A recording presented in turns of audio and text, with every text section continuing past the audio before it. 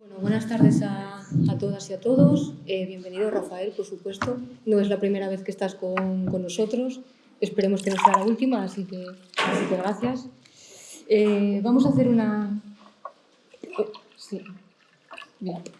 Vamos a hacer una presentación muy breve, no solo porque queremos escuchar a Rafael, sino también porque nos trae algunas imágenes que queremos ver. No te acerques tanto. Vale, gracias. Algunas imágenes que nos quiere enseñar y también por conseguir tener algo de tiempo al final para hacer alguna pregunta. Así que vamos a hacer una breve presentación. Rafael Poch, ¿verdad? Con K. Es escritor y periodista, especialista en política internacional y más concretamente en todo aquello que tiene que ver con Rusia. Ha sido durante mucho tiempo, antes decías, más de 35 años, corresponsal internacional de La Vanguardia en Moscú y también ha colaborado con otros medios muy diversos en diferentes países como Alemania, Francia o Pekín. Es profesor de Relaciones Internacionales en la UPF de Barcelona y también de la UNED. Y, por supuesto, es autor de diferentes libros y artículos. Voy a citar alguno de ellos. La Quinta Alemania, un modelo hacia el fracaso europeo de Ícara Editorial, de 2013, o Entender la Rusia de Putin, de la humillación al restablecimiento, de Ediciones Sakal, del 2018, que has presentado aquí también. Sí. Hoy nos viene también, precisamente, para presentar un libro, que es La invasión de Ucrania, ¿vale? Que se nos ha mojado un poquitín. ¿Vale? La invasión de Ucrania, lo tenéis ahí afuera. Es un libro donde, una vez más, Rafael pues, nos comparte su visión y su pensamiento crítico sobre un acontecimiento que podríamos decir que es el más importante de la actualidad, del presente en marcha, que es lo que llamamos el conflicto bélico entre Ucrania y Rusia. Soy plenamente consciente, Rafael, cuando decimos conflicto bélico Ucrania-Rusia, que estamos simplificando mucho, ¿no? Como si no hubiera más factores mediante. Pero es una manera, bueno, de no enrollarnos más y, sobre todo, de que después tú puedas profundizar en el asunto. En este libro, como estamos diciendo, Rafael pues, nos da una visión alternativa, una visión crítica sobre una situación que está pasando en la actualidad, de la que nos llega muy poca información que se nos traslada más bien con argumentos dogmáticos, unilaterales y nada plurales, que lo que demuestra es que cuánto tendríamos que plantearnos el grado de calidad democrática de un país, ¿no? Que no tiene un sistema informativo que sea capaz de generar argumentos válidos y veraces que se ajusten a los hechos. Estamos en una situación donde los más media están operando más bien como propaganda de guerra y no como medios de comunicación eficaz y veraz y críticos, y creo que eso es un mal síntoma para una democracia sana, ¿vale? Esto nos podríamos meter por ahí también y sería un debate muy interesante. Como digo, en este punto Rafael nos da una alternativa, una visión crítica y holística. Creo que es algo que te caracteriza mucho, ¿no? la visión más amplia de las cosas, y que evita o pone en cuestión esos dogmas que poco a poco se van calando y repitiendo por los más media, pensando que cada vez que los repetimos más grado de veracidad adquiere, cuando evidentemente no es así. Entonces, llegados a este punto de necesidad de desengranar todos estos entresijos informativos y todos estos hechos que son fundamentales para entender el presente en marcha, contamos con Rafael, que nos va a explicar mucho mejor algunas de las cuestiones que operan detrás de este conflicto que podríamos llamar Ucrania-Rusia. Cuando quieras, Rafael. Pues muchas gracias. Bueno, un gustazo estar otra vez, por tercera vez aquí en Gijón, ¿no? Ante un público al que no hay que explicarles determinadas cosas, o sea que puedes ir al grano ya directamente. Se os agradece mucho y facilita mucho la exposición, ¿no? Bueno, vamos a hablar de esta desgraciada guerra. Y, en primer lugar, quería, pues eso, como siempre, poniendo el foco un poco en la posición de gran angular, explicar el contexto de esta guerra, que son los dos procesos fundamentales que tenemos en el mundo de hoy desde el punto de vista de las relaciones internacionales, ¿no? Bueno, un proceso es el declive de Occidente, el relativo declive de Occidente, ¿no? Todo el mundo lo entiende, ya no somos nosotros los occidentales lo que éramos antes, la economía de Estados Unidos, que antes era pues, al fin de la Segunda Guerra Mundial representaba el 50% del PIB mundial, hoy apenas roza el 20%, ¿no? El hombre blanco ya no es lo que era, los chinitos y los indios que no pintaban nada entonces, pues ahora son un factor al tener en cuenta. Ese declive occidental por un lado y por el otro lado, pues el ascenso de Asia, ¿verdad? Esos son los dos grandes aspectos que definen a las relaciones internacionales en el mundo de hoy, ¿no? Y Rusia un poco en medio de estos dos procesos. ¿Por qué en medio? Porque, por un lado, forma parte de Occidente, del declive occidental. Es un país occidental desde el punto de vista de sus claves de civilización, de su religión, de su idioma, de su etnia, el alfabeto, en fin, de todas las claves culturales rusas son claramente europeas, tan europeas como las nuestras, las íberas, ¿no? Digamos, una Europa periférica, pero Europa 100%, y al mismo tiempo, pues resulta que está alineada en el marco geopolítico de ese ascenso de Asia. O sea, un poco está ahí en medio, y en una posición geopolítica muy delicada porque está flanqueada por dos imperios, digamos, más fuertes que ella, ¿no? En Occidente está la Unión Europea, claramente superior desde el punto de vista tecnológico, de muchos puntos de vista, de PIB ya no digamos, militar si sumamos todos los parámetros militares europeos, aunque al final la suma es un poco ambigua, porque bueno, pero suman mucho más que lo que pueda sumar Rusia, y en Oriente pues tienes a China, ¿no? Que es mucho más poderosa, por tanto está en una posición delicada y complicada, ¿no? Entonces, ese es el marco general de la guerra de Ucrania, es la tensión entre estos dos momentos, ¿no? Que Occidente lleva como muy mal. La respuesta de Occidente ante su propio declive, los temores que este declive genera en Occidente del ascenso de Asia y de sus adversarios, no hay una estrategia en Occidente contra eso, hay simplemente una respuesta, y esa respuesta es militar exclusivamente, prácticamente, ¿no? Y esta es la ilustración de esa respuesta, es decir, rodear militarmente al adversario, ¿no? Rodearlo con todos estos puntos azules, son bases militares de la OTAN, Estados Unidos, alrededor de Rusia con toda claridad, pero también por aquí debajo vemos exactamente el mismo proceso alrededor de China, ¿verdad? Faltan algunas bases por aquí, por el Índico, ¿no? Pero bueno, vemos, esa es la respuesta de Occidente ante este fenómeno, ¿no? Planetario que se está produciendo, ¿no? No hay una estrategia, hay una respuesta militar. Entonces, dentro de este contexto es donde tenemos que situar la guerra de Ucrania, que en realidad son tres guerras, son la guerra de Rusia contra Ucrania, la guerra de Rusia contra la OTAN, digamos, y como hipótesis, ¿no? como escenario, ¿no? La guerra entre Euroatlántida, la suma de la Unión Europea y los Estados Unidos, y Eurasia, ¿no? Liderada por China, ¿no? Ese es el escenario que está detrás de esta guerra, ¿no? Y digo esto porque no podemos olvidar este marco general cuando hablemos de lo que está pasando en el Donbass, de los detalles, ¿no? De cómo evoluciona militarmente la campaña, etcétera, etcétera, ¿no? Bien, dicho esto, la primera pregunta que quería plantear era un poco esta de ¿quién es el responsable? ¿Quién tiene la culpa de esta guerra en Ucrania, ¿no? A mí me parece que en esta guerra no hay un bando sin responsabilidad, no hay bando sin responsabilidad, todos son responsables, ¿no? Rusia, pues evidentemente lleva la máxima condena por haber desencadenado esta invasión, ¿no? Que fue pues una violación abierta de la Carta de las Naciones Unidas, de la soberanía y de la integridad territorial de Ucrania, y eso con un discurso, ¿no? Un discurso del presidente ruso, de Putin, que de hecho lo que hace es negar la soberanía de Ucrania, considerando que ese país es algo artificial, dice, ¿no?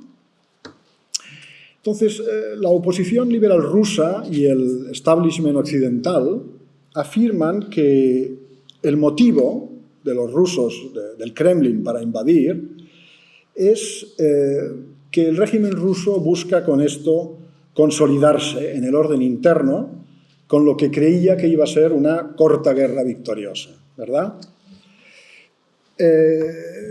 Aquí hay que decir que, bueno, Putin restableció, y ese fue un poco el tema de la anterior charla, si no recuerdo mal, restableció un poco el prestigio de Rusia, que había decaído por completo en los años 90, con una gestión pues, en la que puso orden elemental en el país.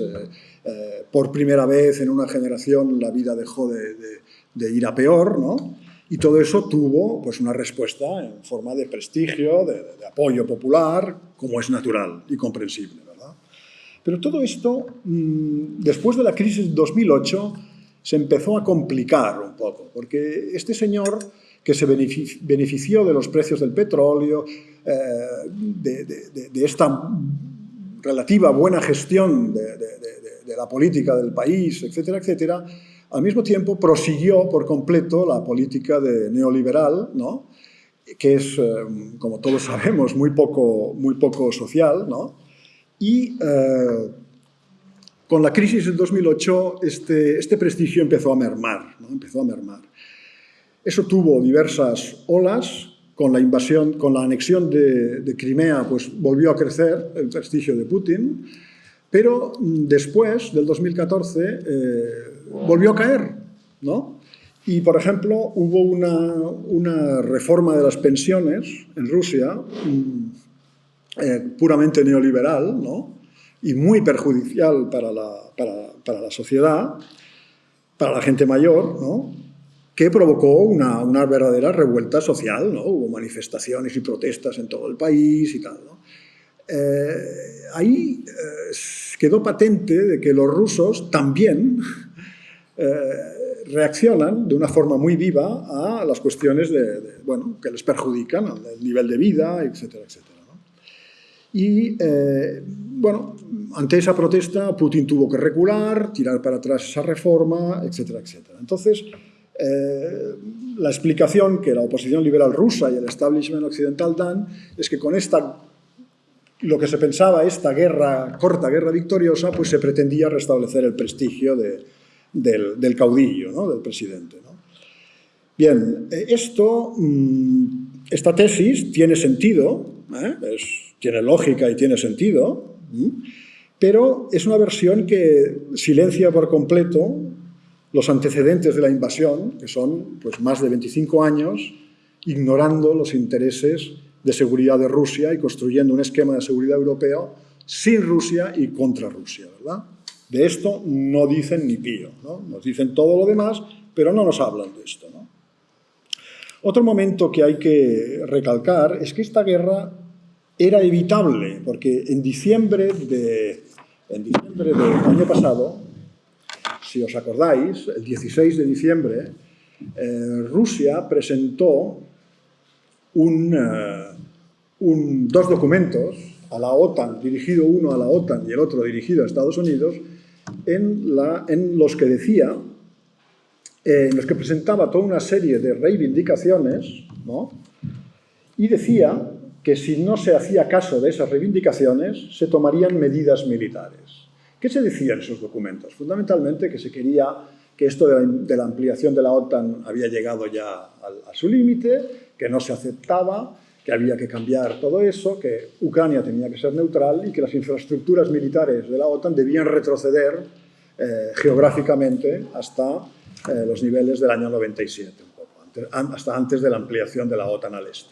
Este era un documento maximalista, era un puñetazo en la mesa diciendo: durante 25 años habéis estado ignorándoos, ahora tenéis que hacer algo porque si no tomaremos medidas militares. O sea, el mensaje era clarísimo, ¿no? ¿Y qué pasó? Pues que Estados Unidos y la OTAN no hicieron ningún caso de todo esto y aceptaron el escenario bélico. Por tanto, esta era una guerra evitable, ¿no? En diciembre del año pasado, y no se quiso evitar, ¿no? Segundo momento, siguiendo con la crónica de quién tiene la culpa de esta guerra, hay que hablar también de la responsabilidad del gobierno de Ucrania, ¿no? Y eso tiene que ver con su llegada al poder, la llegada al poder del actual gobierno de Ucrania en 2014. En 2014 lo que hubo en Ucrania fue una mezcla de revuelta popular de un sector de la sociedad, no de toda la sociedad ucraniana, no de todo el pueblo ucraniano, de un sector de la sociedad ucraniana, una mezcla de revuelta popular genuina de un gran sector de la población ucraniana, harta de la corrupción, etcétera, que asociaba de alguna forma con el carácter prorruso o pseudo-prorruso del gobierno que había entonces, y también todo eso mezclado con una operación de cambio de régimen auspiciada por Estados Unidos y la Unión Europea. Todo aquello, la combinación de estas dos cosas, rompió un equilibrio fundamental entre las dos identidades nacionales que coexistían en Ucrania, ¿no? Y que hasta entonces se habían alternado en el gobierno del país de una forma pues, bastante democrática y realmente comparado con lo que ocurría en Rusia de una forma mucho más plural, ¿no? Es decir, en Ucrania ocurría algo que no ha ocurrido en Rusia desde Gorbachov, digamos, ¿no? Y es que uno se presenta a las elecciones, las pierde y vienen al poder otros, ¿no? En Rusia siempre han ganado los mismos, que ha sido lo que se llama el partido del poder, pues utilizando todos los medios que el poder te da para autoperpetuarse en el poder, ¿verdad? Pues en Ucrania no. En Ucrania había unas elecciones disputadas, a veces ganaban unos, por ejemplo, los representantes de Ucrania Occidental, ¿no? Y a veces ganaban los otros, los representantes de Ucrania Oriental. Cada uno de ellos con una identidad nacional ucraniana bien diferente, bien diferenciada, ¿no? Ucrania Occidental, simplificando mucho, porque esto tiene muchos matices, Ucrania Occidental, la región de Galicia, por ejemplo, nunca perteneció al Imperio ruso, ¿no? Perteneció, pues, históricamente al Imperio austrohúngaro, a Polonia, un trocito de él, que es la Rutenia subcarpática, perteneció a Checoslovaquia, pero no perteneció nunca al Imperio ruso. La URSS se la anexionó, primero con el pacto Molotov-Ribbentrop, y después, ya definitivamente, en el 45, como al final de la Guerra Mundial, ¿verdad? Pues bien, esta Ucrania, por razones históricas, por razones religiosas, porque la influencia del catolicismo era muy superior, un catolicismo especial, la Iglesia uniata, los greco-católicos, que son una especie de simbiosis entre cristianos católicos y ortodoxos, o sea, obediencia a Roma, al Papa, pero al mismo tiempo liturgia ortodoxa, ¿no? Una cosa muy estrambótica, pero que funciona allá. Por razones culturales, religiosas, históricas, esta Ucrania era ferozmente antirrusa, ¿no? Durante la Segunda Guerra Mundial fue incluso colaboracionista con los nazis, ¿no? Y creó en Galicia una división SS, ¿no? que combatió en el frente del Este contra la Unión Soviética. No quiero yo demonizar este fenómeno histórico como algo pues, único. Recordemos que en el año 39, 41, cuando empieza la Operación Barbarroja contra la Unión Soviética, pues nazis los había en toda Europa, ¿no? En España estaban en el poder, bueno, nazis o nacionalcatólicos aliados de la Alemania nazi. La familia real británica tenía una serie de elementos que eran... En Francia tenían el gobierno de Laval, que bueno, no era nazi, pero era lo que era, ¿no? Quiero decir que no era... Lo que ocurrió en Ucrania Oriental fue muy, muy grave, pero tampoco era una anomalía europea, ¿no? O sea, pronazis los había en todos lados y también los hubo ahí. Esta tradición política de Ucrania Occidental, que es el Piamonte nacionalista ucraniano, es la matriz del nacionalismo ucraniano, tenía un historial pues, muy antisemita, antipolaco.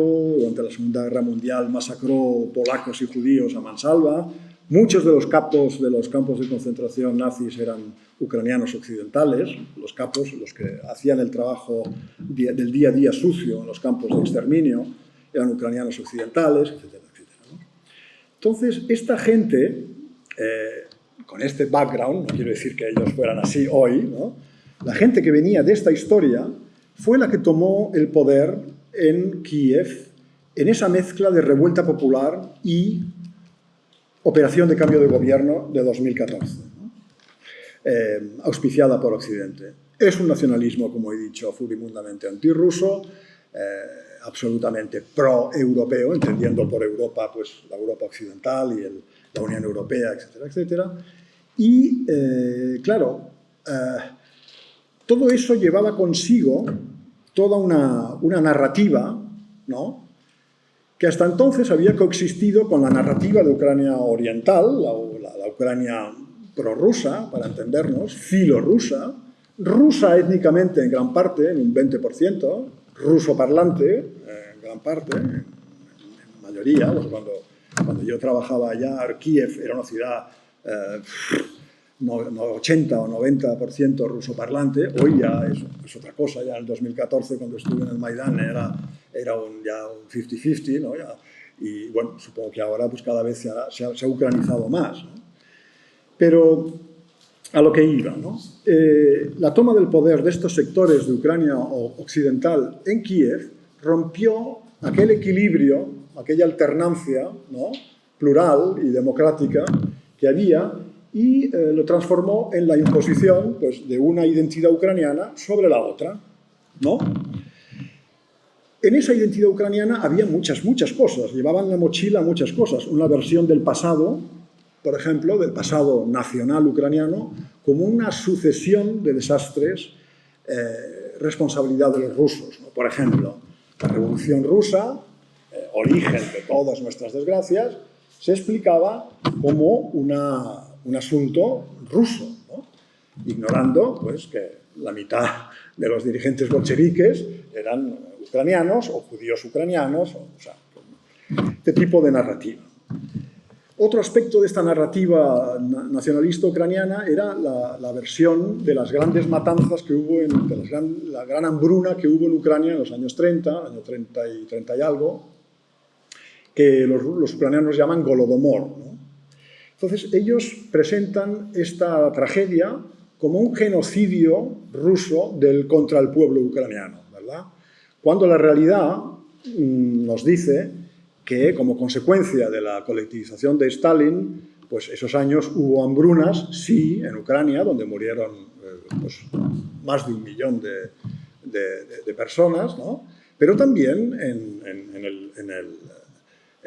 el Ural, en la región del Volga, es decir, en regiones rusas 100%, en Krasnodar, la región de Krasnodar, en Kazajstán, el lejano Kazajstán, donde incluso el componente nacional fue aún peor que en Ucrania, porque los kazajos eran muy poquitos, ¿no?, y los ucranianos eran muchos, y la mortandad, desde el punto de vista del porcentaje de muertos kazajos en esa mortandad, fue pues mucho más significativo, ¿verdad?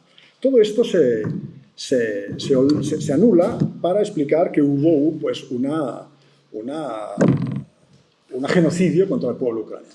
Esto es algo clásico en los nacionalismos. Todos los nacionalismos practican este ejercicio. Cuando tienen que afirmar su identidad nacional, pues adoptan un discurso, ¿no? En Cataluña resulta que, por ejemplo, pues la burguesía catalana, pues vamos, que Cataluña fue víctima del franquismo, ¿no? Fue la gran víctima del franquismo. ¿Qué pasó con la burguesía catalana? ¿Quiénes eran? ¿Qué hizo Cambó? ¿Quién financiaba a Franco a través de sus grandes capitales? ¿Dónde se fue la gran burguesía catalana a luchar con Franco? ¿Qué fue el tercio de Montserrat que tiene en el monasterio de Montserrat? Etcétera, etcétera, etcétera, ¿no? Es el tipo de... Pues bien, los ucranianos tenían esta narrativa particularmente asentada en Ucrania occidental, en la que se decía, pues eso, el comunismo, la Unión Soviética, fue una historia rusa, y resulta que el señor Chernienko, secretario general del partido, del PQS, era ucraniano, el señor Khrushchev era ucraniano, Brezhnev nació en Ucrania oriental, en fin. Bueno, Gorbachev estaba casado con una ucraniana nacida en Siberia, su abuelo era ucraniano, en fin. Eso era un quilombo absolutamente... Presentar todo esto como una historia rusa, ¿no?, cuando 8 millones de ucranianos murieron en la guerra contra los nazis, defendiendo, como decían, por Stalin y la patria, ¿no? Pues claro, es muy esto. Todo esto en Ucrania occidental pues funcionaba, pero en Ucrania oriental nunca funcionó, ¿no? Entonces, cuando estos tomaron el poder en 2014, en la revuelta del Maidán, hubo una reacción, hubo un anti-Maidán en Ucrania oriental, ¿no? Y ese anti-Maidán pues tuvo diversos escenarios, ¿no?, y diversas modalidades. En algunos lugares, Crimea, por ejemplo, donde la población era 100%, casi 100% o 80% rusófila, rusoparlante y prorrusa, pues como los soldados rusos estaban allá, pues el Kremlin pensó, hemos perdido Ucrania, pues vamos a salvar los muebles, ¿no? Vamos a salvar por lo menos Crimea, ¿no? Donde están las bases de la flota del Mar Negro. Con este nuevo régimen nos lo van a quitar, vamos a tener en Sebastopol, ciudad de todas las glorias rusas, que costó una matanza tremenda contra los nazis, una matanza tremenda en la guerra de Crimea y tal, es nuestro Cartagena, digamos, ¿no? Para entendernos, ¿no? Pues vamos a tomar eso, ¿no? Y como estaban los soldados de la flota del Mar Negro ya, fue una operación impecable, limpia, ¿no? No hubo derramamiento de sangre, el apoyo de la población, luego se hizo un referéndum y eso se juntó a Rusia, ¿verdad? Ese fue un escenario. Otra reacción fue en Odessa, por ejemplo, donde yo asistía a ese escenario, ¿no? Odessa era una ciudad también rusoparlante, con la identidad compartida, con el corazón partido, en el sentido de que todo el mundo hablaba ruso, todo el mundo tenía buenos sentimientos hacia Rusia, pero no todo el mundo quería ser Rusia, ¿no? Muchos, pese a todo eso, querían seguir siendo Ucrania y estaban de acuerdo con la estatalidad de Ucrania, la soberanía e integridad territorial de Ucrania, etcétera, etcétera. Bien, en todo caso, como habían opiniones divergentes, en Odessa hubo grandes manifestaciones de decenas de miles contra el cambio de régimen en Kiev, ¿no? Manifestaciones con banderas de la URSS, con banderas rusas, pidiendo la defensa de la lengua rusa, que se consideraba que el nuevo gobierno la iba a amenazar, de hecho amagó con ello, con una ley. No querían nada de la OTAN, el nuevo gobierno anuló en la Constitución el precepto de neutralidad de Ucrania, que lo tenían en la Constitución. Se rebelaban contra todo eso. Y sobre todo se rebelaban contra lo que he explicado antes, contra la versión, con esa narrativa del pasado. O sea, ahora resulta que mi abuelo, que murió en la batalla de Stalingrado, resulta que era un opresor ruso, cuando tiene un apellido ucraniano. O sea, todo este tipo de narrativa no acababa de funcionar, ¿no? Entonces se rebelaron contra todo eso y hubo realmente un movimiento de protesta muy fuerte y muy importante. Bueno, eso fue atajado con una masacre, un momento dado, el 5 de mayo, o el 2 de mayo, creo que fue, 2 de mayo, sí.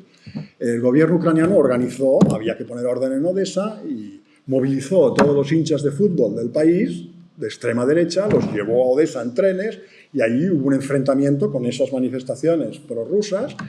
Los manifestantes prorrusos se refugiaron en un edificio, que es la Casa de los Sindicatos. Ese edificio fue incendiado con cócteles Molotov ante la pasividad absoluta de la policía, y murieron 49 personas, por lo menos, la mayoría de ellos calcinadas de una forma bárbara. Los que saltaban por las ventanas para librarse se rompían las piernas abajo y los remataban abajo a porrazos, etc. Eso pasó en Odessa. En Kharkov hubo protestas, pero fueron poca cosa. Bastó con enviar un batallón de policías, se puso orden y ahí no pasó nada, ¿no? Pusieron enseguida esto. Y en el Donbass lo que pasó es que la gente tomó las armas. La gente, los mineros, una región minera, tomó las armas de una forma espontánea, se organizó y tal, y dijo, no aceptamos este nuevo gobierno, nosotros somos la República del Donbass. De hecho había pasado eso ya en los años 20, y se enfrentaron al gobierno de Kiev. El gobierno de Kiev respondió declarando una operación antiterrorista, ¿no? Lo que tenemos en el Donbass son terroristas, vamos a luchar. Envió al ejército, y ahí empezó en el 2014 una guerra civil entre ucranianos, rusófilos y anti, ¿no? Que ha durado hasta nuestros días, ¿no? Y que ha producido 14.000 muertos entre civiles y militares, 50-50, digamos, y dentro de la parte civil, la mayoría de los muertos del bando prorruso. ¿Por qué? Pues porque tenían más fuerza de artillería los ucranianos, bombardeaban las ciudades, mataban, hacían todo lo que vemos ahora, escuelas, gente viviendo en los sótanos, niños muertos, todo esto, pues ocurrió entonces, ¿verdad? Con el tiempo, esa resistencia tuvo líderes populares, tuvo un signo también de izquierdas, incluso, muy popular, muy obrero, y lo que hizo que mucha parte de la izquierda moscovita, digamos, pues se entusiasmara con aquello, ¿no? Pero enseguida, poco a poco, paulatinamente, la inteligencia militar rusa se fue metiendo ahí, ¿no? Y fue controlando esa revuelta, ¿no? y la acabó, pues, digamos, dirigiendo, ¿no? Convirtiendo. Entonces fue aquello ya una cosa más ambigua. Había empezado como revuelta popular armada y acabó siendo una cosa más intermedia, más ambigua. En el fondo es lo mismo que había pasado en Kiev. En Kiev había habido una genuina revuelta popular que no representaba el conjunto de Ucrania, pero muchísima, gran parte del pueblo, y también había un vector claramente occidental, ¿no? Que en un momento dado, pues el momento decisivo del cambio de régimen en Kiev fue una matanza, ¿no? Una oscura matanza con francotiradores que desde toda una serie de edificios mataron a manifestantes y a policías, ¿no? Total, unas 100 víctimas en total de todos los días, y esa jornada en concreto creo que fueron unos 60. ¿No? De esas 100 víctimas, el 10% policías, ¿eh? O sea, para que hagamos una idea, ¿no? Entonces, bueno, el gobierno ucraniano no quiso investigar esta oscura matanza, porque al día siguiente ya el presidente huyó, ¿no? Y ahí fue cuando se produjo el cambio de gobierno, ¿no? El gobierno ucraniano no quiso nunca investigar esta historia, pero sí un profesor de la Universidad de Ottawa, en Canadá, la investigó y llegó a la conclusión de que los tiros de estos francotiradores procedían de los edificios de la Plaza Maidán controlados por los manifestantes, no por el gobierno. Luego, todo apunta a que fuerzas desconocidas vinculadas a la protesta, ¿no? Servicios secretos extranjeros, ultraderecha local, no lo sé, pero en todo caso armados, tirotearon a la gente con el objetivo de propiciar ese cambio de gobierno, ¿verdad? Eso es lo que pasó en el 2014. Entramos ahora en las responsabilidades de la OTAN, digamos, ¿no? Desde el 2014... desde las 12:05 del 2014, la OTAN ha estado armando a Ucrania para una revancha militar contra Rusia. Hay que comprender que la anexión de Crimea por parte de Rusia, esa operación perfecta, sin derramamiento de sangre, apoyada por la población, técnicamente realmente perfecta, realmente, pues, esto es el ejército ruso. Nosotros que lo habíamos visto en Chechenia decíamos, no puede ser, ¿no? Que están actuando como verdaderos, como una máquina, como un reloj suizo, ¿no? Esa operación perfecta fue un desafío militar, yo diría que el primer desafío militar de una potencia regional a la disciplina imperial general del mundo, ¿no? Y salió muy bien, ¿no? Aunque era una especie de consolación, porque Rusia, repito, había perdido Ucrania, nada menos que Ucrania. Recordemos que Brzezinski, el gran estratega americano, siempre había dicho que sin Ucrania, Rusia nunca volvería a ser grande, ¿no? La pérdida para Rusia fue enorme, la del 2014. Pero con esto introdujo una especie de matiz que dijo, bueno, hemos perdido, pero al mismo tiempo pues, hemos ganado algo. Desde entonces, todo eso había provocado un agravio comparativo, porque si Rusia se permite desafiar al gran imperio militarmente, cualquier otro lo puede hacer. Está la China, está Irán, bueno, pueden verse inspirados por este tipo de conductas, ¿no? Así que eso había que castigarlo, ¿no? Y, como he dicho, desde las 12:05 del 2014, pues la OTAN empezó a armar al ejército ucraniano, ¿no? El ejército ucraniano en 2014 era una pifia, era realmente una birria, era un aparato muy deficiente, ¿no? Y en los años que siguieron pues se convirtió en algo mucho más efectivo, ¿no? Yo digo siempre que sin estar Ucrania en la OTAN estaba en Ucrania, ¿verdad? Estaba en Ucrania. Y aquí tenéis un mapa. En el conjunto de Ucrania pues habían toda una serie de bases, puntos militares de apoyo, centros de entrenamiento, bases de aprovisionamiento naval, vinculados a la OTAN. Algunos de forma oficial y otros de forma no oficial, ¿no? En ese periodo, entre el 2014 y el 2019 y el 2020, la OTAN formó 80.000 soldados ucranianos a razón de 10.000 soldados del ejército regular, del SBU, es decir, del ex-KGB y de la Guardia Nacional, durante 10 años, ¿no? La CIA formó también a unidades especiales y fuerzas de la seguridad, de la inteligencia, en Estados Unidos. Los llevaba a Estados Unidos, allí les daba cursos, etcétera, etcétera, ¿no? Kiev aprobó también una nueva doctrina militar que preveía la reconquista de Crimea. Y en septiembre del 2021 firmó una alianza con Estados Unidos sobre ese guión. Es decir, la nueva doctrina militar ucraniana decía que Ucrania iba a restablecer su integridad territorial, es decir, iba a reconquistar Crimea, iba a reconquistar el Donbass, ¿no? Militarmente.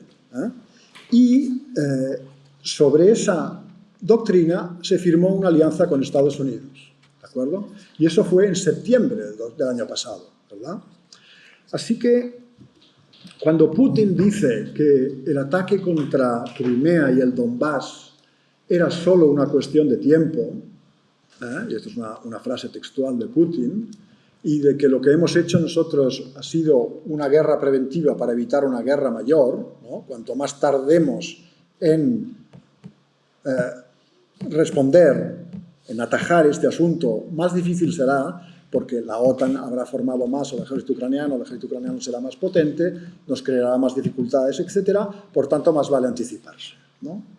En todo caso, bueno, este es un argumento históricamente, todas las potencias invasoras siempre dicen que invaden para evitar, nunca dicen invado porque me sale de las narices, porque quiero el petróleo de fulano, no, invado porque tiene armas de destrucción masiva, porque está cometiendo un genocidio, porque tanto una serie de motivos, ¿no? En todo caso, Putin dijo esto, yo lo que he apuntado aquí son una serie de datos que nos hacen pensar que no todo era fantasía en este argumento ruso, ¿verdad? Parece tener cierto fundamento, ¿no? Y yo esto lo enmarco como las circunstancias del crimen de Rusia en Ucrania, ¿verdad? Ha habido un crimen, sí, el hombre ha matado a la mujer, la ha acuchillado, pero, bueno, pues la mujer había hecho esto, lo otro, además allá, es injustificable, ¿no?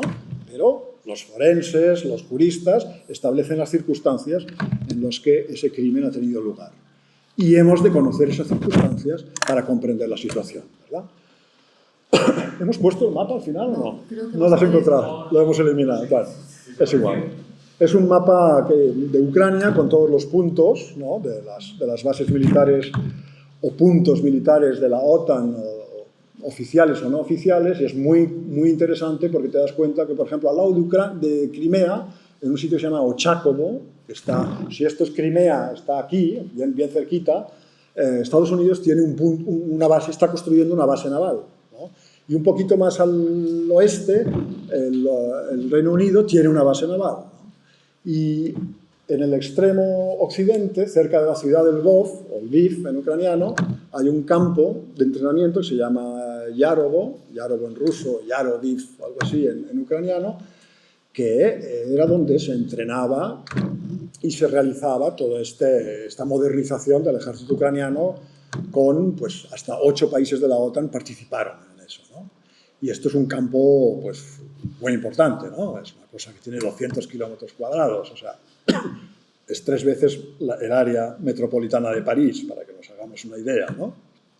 Y, por cierto, es el lugar donde el 13 de marzo cayeron los primeros misiles rusos, ¿no? Uno de los primeros ataques rusos después de los primeros días, concentrados en un lugar, fueron contra este campo, ¿no? Bien, continuando con la crónica de responsabilidades, hablemos también de la Unión Europea.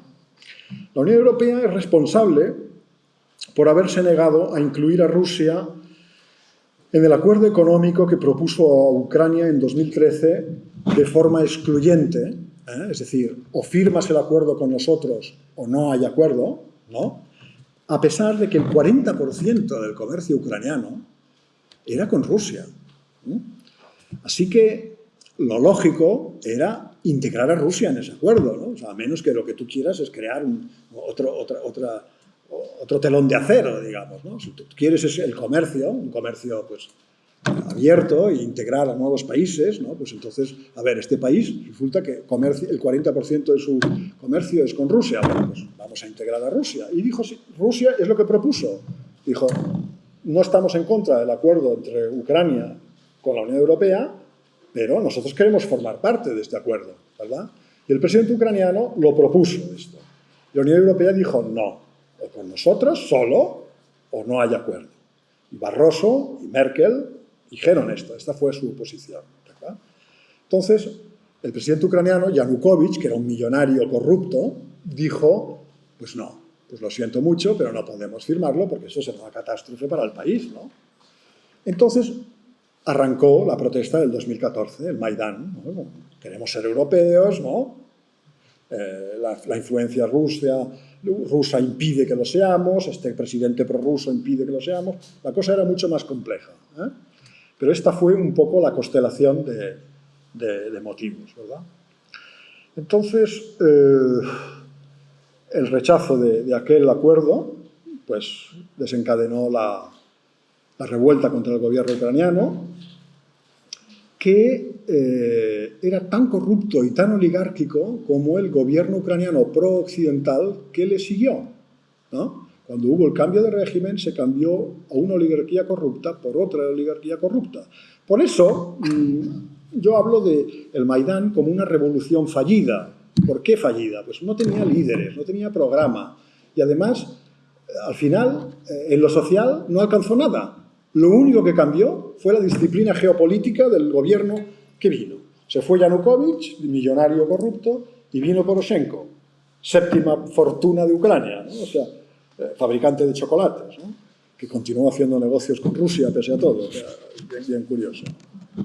Así que fue una revolución fallida cuyo resultado solo se diferenció de la anterior administración por la disciplina exterior del nuevo gobierno, ¿verdad? Entonces, azuzada por los bálticos y los polacos, ¿no? Que están estrictamente alineados con Estados Unidos, la Unión Europea en este conflicto ha sido incapaz de formular una política autónoma, ¿no? En 2008 hubo en una cumbre de la OTAN en Bucarest, ¿verdad? Y en esa cumbre los americanos querían que se acordara invitar a Ucrania a entrar en la OTAN, ¿no? Franceses y alemanes eran conscientes de que esto de la ampliación de la OTAN se había llevado ya demasiado lejos, estaba destabilizando las relaciones con Rusia, y Merkel y Sarkozy pulsaron el freno, le dijeron a Estados Unidos, no, no puede ser esto, ¿no? Ahí hubo un tira y afloja, ¿no? En el que los Estados Unidos, como siempre, utilizaron a bálticos y polacos para forzar lo que ellos querían, ¿no? Y al final la cosa quedó en bueno, no invitamos a Ucrania a entrar en la OTAN, pero en la declaración final decimos que la OTAN está abierta al ingreso de Ucrania y Georgia y tal. En el Kremlin eso se leyó como lo que ponía, es decir, Ucrania y Georgia van a entrar en la OTAN, ¿no? Por tanto, lo que querían evitar franceses y alemanes. Y ahí es muy interesante en las actas de esa reunión cómo pues, el ministro de Exteriores polaco, Sikorski, ferviente atlantista, furibundo antirruso, como buen polaco, acusó a los alemanes de poner sus intereses comerciales por delante del derecho soberano de los ucranianos a ingresar en el club que quisieran, los bálticos también. Pero resulta que en aquel año, en 2008, las encuestas de opinión en Ucrania, ¿qué nos decían? Pues que solo el 20% de los ucranianos estaban a favor del ingreso en la OTAN. Otro 37% prefería una alianza militar con Rusia. Y otro 30 y tantos % prefería un estatuto de neutralidad para el país, ¿no? Con lo cual, el argumento de, hombre, si Ucrania quiere ingresar en la OTAN, no podemos oponernos, ¿no? Porque era totalmente falaz, ¿no? Y es muy interesante, lo sabemos gracias a los telegramas de Wikileaks, ¿no? A Assange, por eso el pobre Assange está pasando el calvario que está pasando, sabemos que el embajador de Estados Unidos en Ucrania, que se llamaba William Burns, que hoy es el director de la CIA, por aquellas fechas, 4 meses antes de la cumbre de la OTAN de Bucarest, envió pues, al Departamento de Estado sus mensajes, sus telegramas, en los que decía textualmente, esto cito, dice, la cuestión del ingreso de Ucrania en la OTAN puede dividir al país en dos y llevarla a la violencia, incluso a la guerra civil. Rusia se siente ahora capaz de responder de forma más enérgica a lo que percibe como acciones contra sus intereses nacionales, ¿no? Esto lo decía el actual director de la CIA en 2008. Pese a eso, se impuso la línea de los halcones en Washington, que querían forzar eso como fuera, aunque los ucranianos no estuvieran en la labor, la población ucraniana, el gobierno sí, ¿no? Esto se sumaba a toda una serie de declaraciones conocidísima. Yo la he vivido en primera persona, pero hay una historiadora americana que lo ha puesto en libro, muy interesante, Sarot se llama, de declaraciones de políticos europeos, americanos, y estoy hablando de primeras figuras, que desde el año 90 hasta anteayer han estado desaconsejando la ampliación de la OTAN al este, ¿verdad? Bueno, primero, los presidentes, secretarios de Estado, al final de la Guerra Fría, pues le dijeron a Gorbachev que no habría ampliación al este, ¿no? No se firmó nada al respecto, pero se dijo verbalmente por activa y por pasiva. Esta Sarot ha publicado los documentos que demuestran que estas declaraciones se hicieron. Declaraciones que eran más conocidas que la castaña, pero está bien que un historiador las investigue y las ponga negro sobre blanco, ¿verdad? Para que os hagáis una idea, James Baker, secretario de Estado, François Mitterrand, el presidente Bush, padre, Helmut Kohl, Hans-Dietrich Genscher, que era el ministro de Exteriores alemán, el director de la CIA, Robert Gates, el secretario general de la OTAN, Manfred Werner, un alemán también, todos estos y muchos más prometieron, ¿no?, que no habría ampliación de la OTAN, y hubo ampliación de la OTAN, ¿no? Luego, ya cuando en las sucesivas olas que se fueron produciendo, pues toda una serie de expertos, de personalidades, y estoy pensando en George Kennan, uno de los padres de la Guerra Fría, el embajador en Moscú, Jack Matlock, al que yo conocí, Henry Kissinger, nada sospechoso de Paloma, o Robert Gates en su libro de memorias, ¿no? Todos estos, Egon Bahr, el padre de la Ostpolitik alemana, o el canciller Helmut Schmidt, ¿no? Todos estos han hecho declaraciones sumamente interesantes contra la ampliación de la OTAN, a lo largo de todos estos años, ¿no? Helmut Schmidt, por ejemplo, dijo, a los americanos a lo mejor les va bien que aumenten las tensiones con Rusia con la ampliación de la OTAN, de tal forma que Europa necesite ser protegida, ¿no? Y bueno, Robert Gates, director de la CIA, Ucrania en la OTAN es una provocación monumental, ¿no? Kissinger, Ucrania no debe unirse a la OTAN, sepultará por decenios cualquier perspectiva de situar a Rusia y a Europa en un sistema internacional colaborativo. Jack Matlock, el embajador de Estados Unidos en Moscú, la ampliación es la mayor torpeza desde el fin de la Guerra Fría, ¿no? El secretario de Defensa de Clinton, William Perry, dimitió en el 97 por este asunto, ¿eh? O sea que las voces que había en Occidente contra esto eran enormes, eran de gran nivel, ¿no? Y bueno, además está el acuerdo de la Carta Europea para la Nueva Europa. Todo el mundo dice, bueno, es que todo esto se dijo, pero no se firmó. Bueno, cuidado. En noviembre del 90, en el Elíseo, en París, se firmó un documento que se llamaba la Carta para la Nueva Europa, Carta de Seguridad de la Nueva Europa, de la OSCE, en el que se decía que la Guerra Fría pues, acababa con la división del continente y tal, y que la nueva seguridad continental iba a ser algo integrado, en el que la seguridad de unos no se iba a hacer en menoscabo de la seguridad de otros, etcétera, etcétera. O sea, todo eso estaba firmado, ¿no? Simplemente se engañó a Gorbachev, ¿no?, Luego es verdad que Gorbachov fue descabalgado por un golpe de Estado de derechas, luego por Yeltsin, que disolvió la URSS. En la URSS hubo un quilombo tremendo. La Rusia que le siguió se sumió en el gran desfalco. Hubo una guerra en Chechenia en la que unos cuantos miles de guerrilleros chechenos batían al ejército ruso, con lo cual, cuando Rusia iba a decir, es que no queremos que os ampliéis la OTAN, le podían decir, bueno, ¿y tú quién eres? A ti que te están batiendo 2.000 guerrilleros chechenos, ¿tú qué tienes detrás, no? El Yeltsin, así, pasado de bebidas y tal, ¿y tú quién eres? ¿Eres el señor Gorbachov, presidente de la Unión Soviética, gran potencia, que se ha retirado unilateral y generosamente de Europa y que por lo tanto tiene un prestigio y una fuerza moral tremenda? No, eres el pedazo de cenutrio ese que ha bombardeado el primer parlamento electo de Rusia con tanques, que ha creado todo ese proceso de privatización, de desfalco, etcétera, etcétera. Por tanto, el papel de Rusia también hay que integrarlo en este engaño, ¿no? O sea, en este no cumplimiento de promesas, ¿verdad? Bien. Después de todo esto, después del 2014, Francia y Alemania, siempre conscientes de que esto era muy desestabilizador,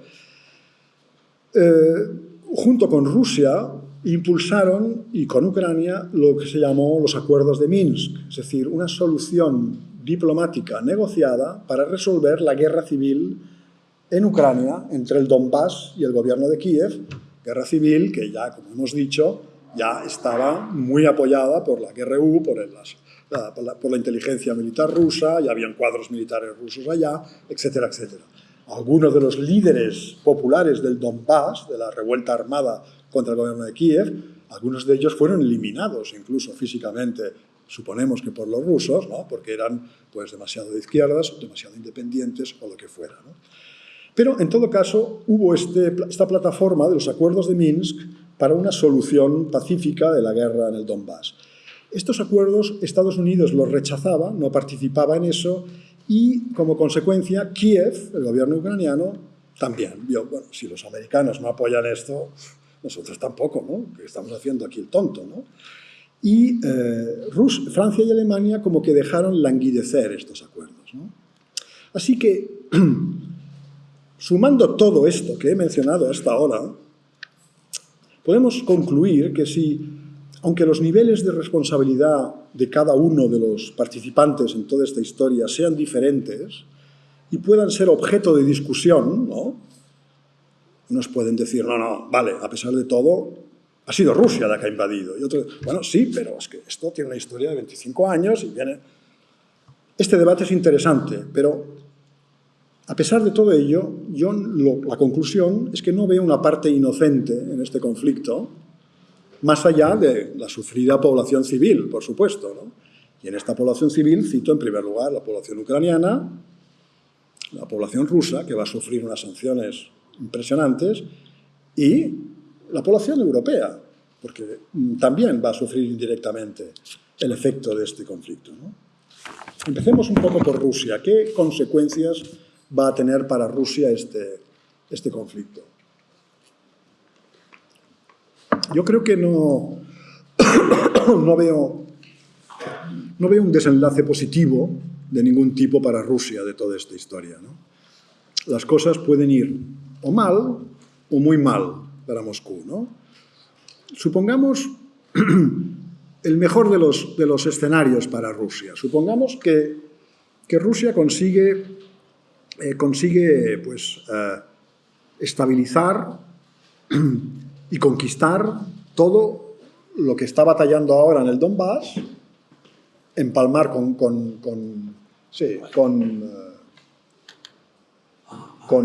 Crimea, toda la franja esta del sur, y supongamos incluso que llega hasta Odessa, que consiguen, que es mucho suponer, ¿no? Que llegan a conquistar Odessa y que privan a Ucrania de toda su salida al mar, ¿no? Y configuran un territorio, una Ucrania oriental prorrusa o rusófila, rusoparlante mayormente, pero con esos aspectos, digamos, ambiguos en su identidad, que hemos de suponer que el depósito de rusofilia después de esta guerra ha bajado considerablemente, porque claro, si yo soy un rusófilo en Mariupol y veo que han arrasado los rusos mi ciudad, pues no sé, quizá me replanteé, sí, es verdad. Mariupol era una ciudad rusoparlante, casi 100%. En el teatro de Mariupol no se podía representar obras en lengua rusa. Mariupol participó en la Segunda Guerra Mundial, como cualquier otra ciudad soviética, ¿no? Y el monumento a los caídos en la Segunda Guerra Mundial de Mariupol, que tenía un fuego eterno y tal, pues estaba apagado y aquello estaba medio desangelado, ya no. Cuando el 9 de mayo de 2014, poco después del Maidán, los vecinos de Mariupol salen a la calle para celebrar el Día de la Victoria, como se ha hecho siempre en la Unión Soviética, en Rusia, en Ucrania, en todos lados, en Antigua Rus, Dien Pamieda, el Día de la Victoria, resulta que el ejército ucraniano va allá, tira y mata a 10 personas. En Mariupol todo esto, ¿no? Todo esto pasa. O sea, la opinión de la gente de Mariupol sobre el gobierno ucraniano, me gustaría conocer cuál es. Cuál era, entonces la sabía más o menos.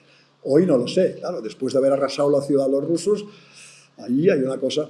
En la propaganda rusa ves declaraciones de mujeres, de vecinos de Mariupol, poniendo caldo al gobierno de Kiev, ¿no? Y en la propaganda nuestra vemos todo lo contrario, ¿no? ¿Cuál es la verdad? Bueno, es opinable, no lo sé. Yo, si fuera vecino de Mariupol, probablemente, no sé, que sea de Ucrania o de Rusia, es que me es igual, pero se han cargado mi ciudad, ¿no? O sea, pero bueno, ¿a qué venía todo esto? Sí, que suponiendo que, en el mejor de los casos, que ellos consigan dominar todo esto militarmente y que creen en esa zona un gobierno títere o prorruso, ¿no? Hay que pensar que habrá un sector minoritario o no tan minoritario de la población que se resistirá, ¿verdad? Y que ese sector estará apoyado por lo que quede del gobierno ucraniano, no sabemos dónde, en Ucrania Occidental, en Kiev, ahí donde esté la nueva frontera, y por la OTAN, ¿no? Y que habrán pues atentados, ¿no? Matarán a colaboracionistas, a traidores colaboracionistas con el ocupante ruso, ¿no? De hecho, ya hay muchos. En Jersón, una de las ciudades ocupadas, hay una administración ya prorrusa, formada por gente de allá, ¿no? Entonces, si esto es así, es obvio que el gobierno, la administración prorrusa que tenga que organizarse en esas regiones, tendrá que ser una administración sumamente represiva y dura, porque tendrá que lidiar, será una especie de Ulster, ¿no? ¿no? Así que eso, en el mejor de los casos, si a Rusia le sale todo esto muy bien, es muy difícil pensar que vaya a ser estable, ¿no? Bueno, hay otras suposiciones. Supongamos que los rusos se detienen en el Donbass, ¿no? Que se quedan solo con el Donbass y con la región de Jersón, porque la región de Jersón es la que le da el suministro de agua a Crimea, que es fundamental para Crimea. Bueno, entonces a lo mejor la situación es menos inestable, ¿no? Pero todo eso, ¿en qué contexto?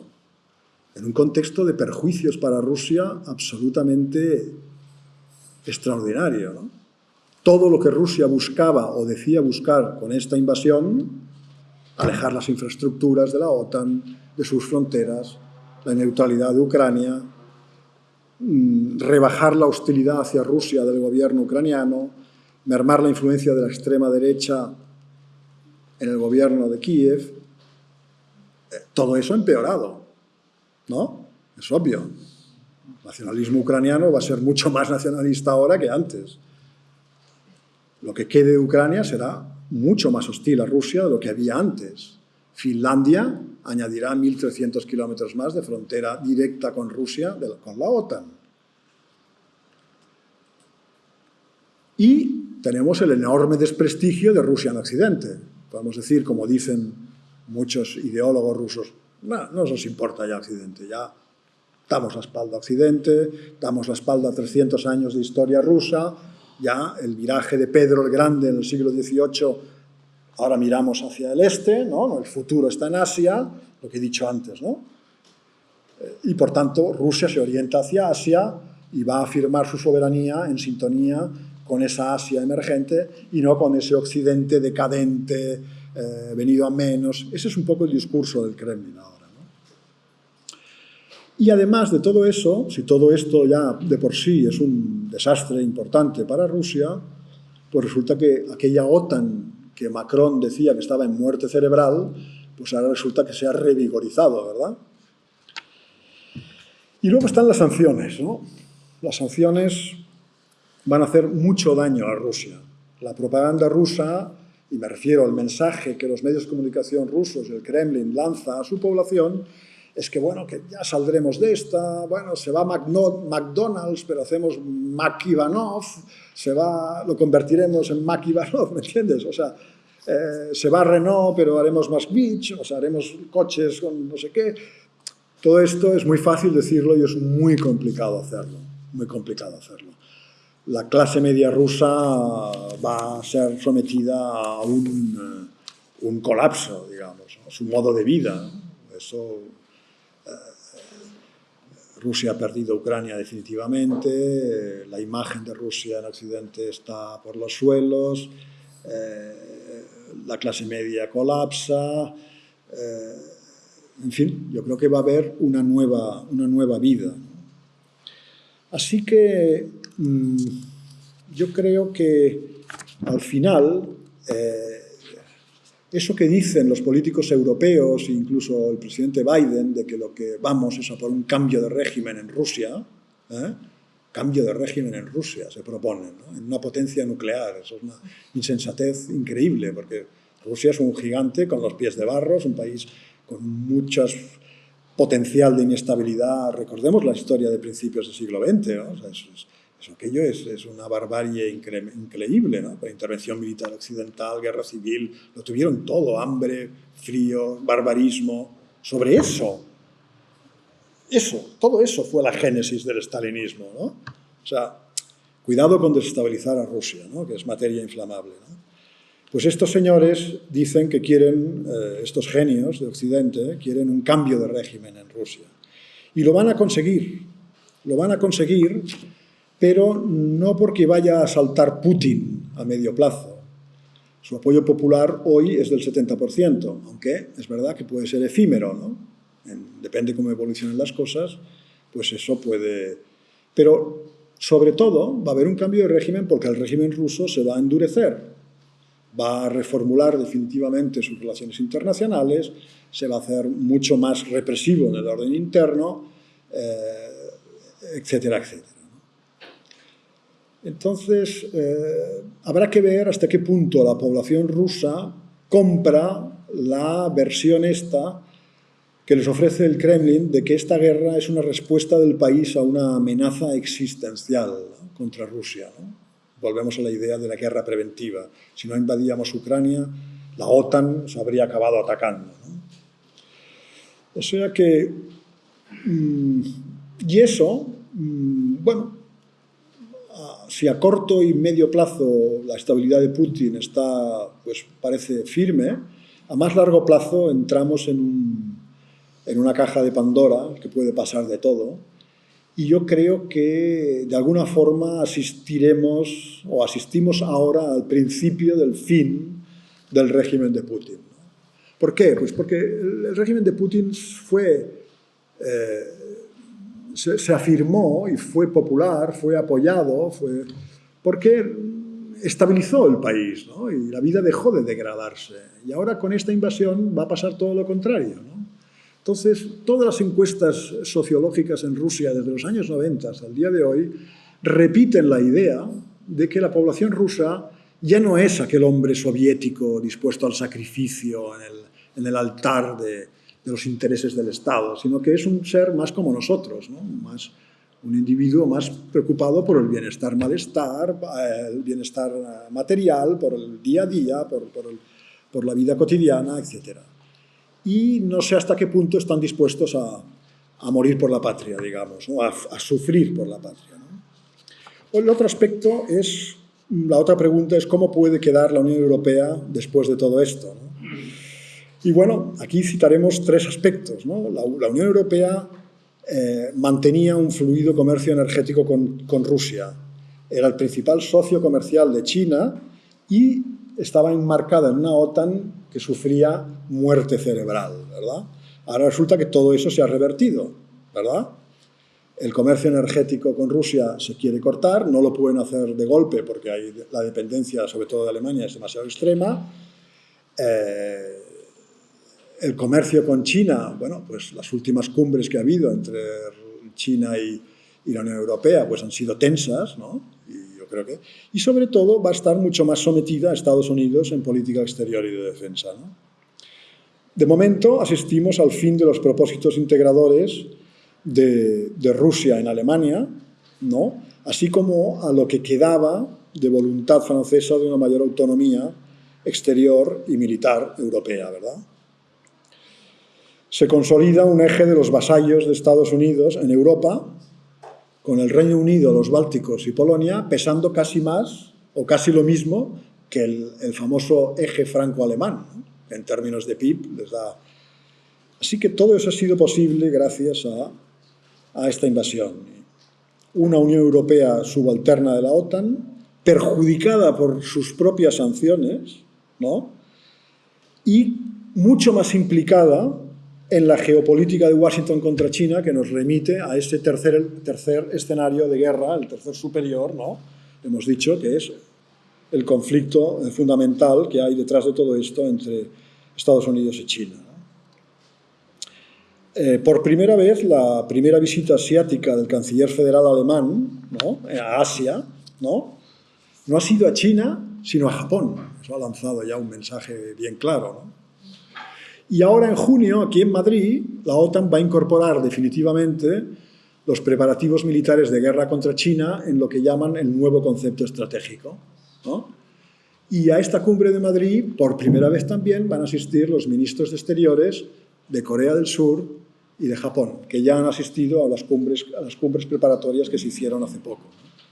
O sea, se está organizando una alianza militar anti-China que implica a Europa. ¿Qué podemos decir de la actitud de China ante todo esto? Bueno, pues podemos decir que los chinos han equilibrado su posición diciendo que es malo violar la integridad territorial, la soberanía de un país, ¿no? Eso han sido claros, pero al mismo tiempo han dicho a la OTAN que esto de expandirse hacia el este pues, era un error, ¿no? Y el viceministro de Exteriores chino ha dicho que se opone a una seguridad europea contra Rusia y a expensas de Rusia. Ha dicho este ministro, Le Yuzhen, que los países pequeños no deben ser usados como peones por los grandes. Esto es una referencia a esta guerra por país interpuesto que Estados Unidos está librando en Ucrania. Y al mismo tiempo, en la cumbre que el 1 de abril hubo entre la Unión Europea y China, que concluyó sin acuerdo final, o sea, fue muy tensa, porque los europeos, como los americanos, pedían a China que se sume a las sanciones contra Rusia, ¿no? Y a esto una comentarista de la televisión china, que se llama Liu Xin, respondió diciendo: lo que nos están diciendo los occidentales es: ayúdame a luchar contra tu socio ruso para que luego pueda concentrarme mejor contra ti, ¿no? Es meridiano, ¿no? Y un mes después de esta cumbre, en una conversación que hubo telemática entre Xi Jinping y el canciller federal Olaf Scholz, el chino le dijo al alemán esta frase tan china, tan banal, pero que lo contiene todo. Le dijo que la seguridad europea debe estar en manos de los europeos. No lo está, y ese es el problema, ¿no? Un apremio a que se emancipen de una vez de eso, ¿no? Bien, por lo demás, las sanciones contra Rusia son un espejo para China y una advertencia, pero claro, China es otra cosa, tiene una economía 10 veces mayor que la rusa, al mismo tiempo es mucho menos autosuficiente que Rusia, ¿no? Y está fuertemente integrada con el resto del mundo en la globalización, mucho más que Rusia, ¿no? Así que las sanciones occidentales, eventuales sanciones occidentales contra China, pueden hacerle mucho más daño que a Rusia, pero también al mismo tiempo dañarían muchos más a los que las impongan, ¿no? Entre ellos los 120 países de este mundo que tienen relaciones comerciales muy importantes con China hoy, ¿verdad? Así que el resultado sería una conmoción mundial, ¿no? Entonces, con todas estas incógnitas sin despejar, ¿no?, se constata que la escalada militar occidental alrededor de Taiwán está teniendo lugar, es muy preocupante y está subiendo de tono al calor de esta crisis de Ucrania. ¿Hay posibilidades de negociación de paz en Ucrania a un plazo razonable o es que la guerra va para largo, ¿no? Bueno, yo creo que para que hubiera negociaciones debería haber interés de todas las partes en que las hubiera y debería haber cierta claridad militar, ¿verdad? Rusia, eso está claro, solo va a negociar cuando alcance un mínimo objetivo, un mínimo de objetivos, ¿no?, de lo que se propuso en el campo de batalla, ¿verdad? Por ejemplo, el control total del Donbass, de lo que ya no está tan lejos. Estados Unidos y la Unión Europea, de momento, prefieren poner los esfuerzos no en negociar, sino en sangrar a Rusia en una larga guerra de desgaste, ¿no? Y la ayuda estadounidense de 53.000 millones de dólares a Ucrania, entre ellos buena parte de la ayuda militar, es una cantidad casi equivalente al presupuesto militar de Rusia, lo dice todo, que es lo que quieren, lanza una señal inequívoca, ¿no? Y el gobierno ucraniano, que ahora mismo está siendo derrotado en toda regla, no pierde la esperanza de que con las armas que le suministren pues pueda volver a negociar en una posición de mayor fuerza. Respecto al objetivo de las sanciones europeas, y esto es realmente una de las cosas más serias, es que las sanciones europeas no están concebidas como un medio para llegar a la negociación, sino que están enfocadas a lo que ha dicho Ursula von der Leyen, la presidenta de la Comisión. El objetivo de las sanciones, ha dicho, es desmantelar paso a paso la potencia industrial de Rusia. O sea, esto es de una insensatez tan increíble que, bueno, hay que ser von der Leyen, ¿no?, que es realmente, ya fue una pésima ministra de Defensa alemana y ahora la han puesto en este puesto que le va manifiestamente grande, ¿no?, simplemente porque siempre ha sido un atlantista, ¿no?, acérrima atlantista. Bien, de momento tenemos varios meses de guerra garantizados por delante y bueno, no hay condiciones para una negociación. Quisiera detenerme, y ya estoy acabando, en un aspecto del que en los últimos días se ha hablado mucho, y es de que se está responsabilizando a Rusia de agravar la frágil situación alimentaria de muchos países del sur global al impedir la exportación de grano ucraniano por el bloqueo militar ruso de los puertos ucranianos, ¿verdad? Bien, aquí tendríamos que poner otra. Sí, ya está aquí. A ver si... ¿Sale? Sí, sale. Bien. Rusia y Ucrania suministran efectivamente el 30% de la exportación global de trigo. Es muchísimo. Y las dos son también grandes exportadoras de otros productos alimentarios, de cebada, maíz, semillas de girasol, aceite de girasol, etcétera, etcétera. Desde la OTAN se nos dice, y esto lo estamos leyendo en los periódicos en los últimos días, que el bloqueo ruso de los puertos ucranianos es el motivo del aumento cuantitativo del hambre que pronostica el Programa Alimentario de Naciones Unidas para el año que viene.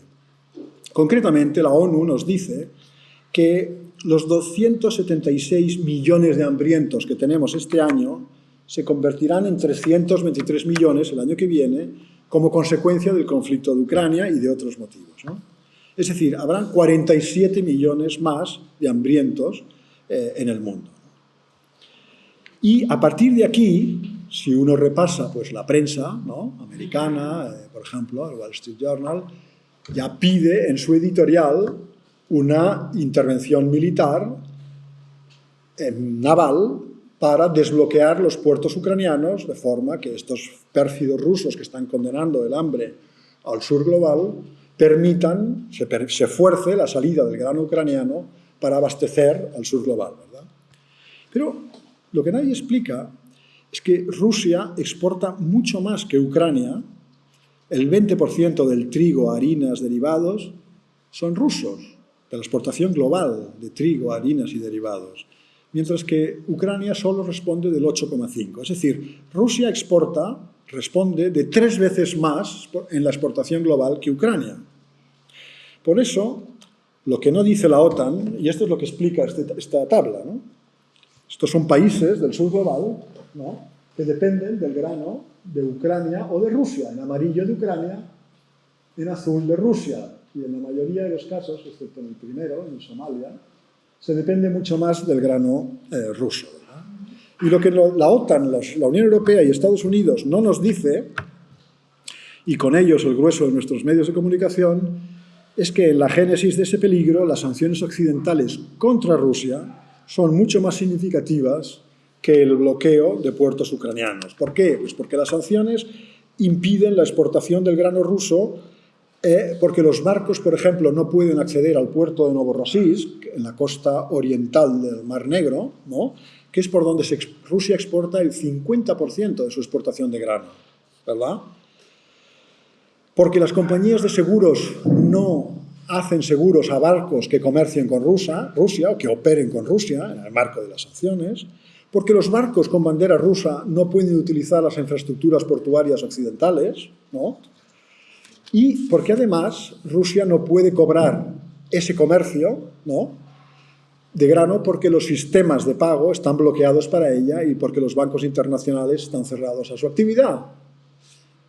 Y además tenemos otro aspecto que es el de los fertilizantes, también agravados por las sanciones. Resulta que el precio de los fertilizantes se ha incrementado como consecuencia del aumento del precio del gas que se utiliza para generarlos.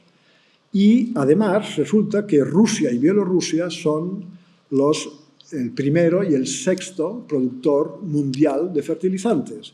Y los dos están sancionados. Por tanto, no solo hay menos grano por las sanciones contra Rusia, por lo que no puede exportar Ucrania, también por la falta de fertilizantes y por toda una serie de procesos, ¿no?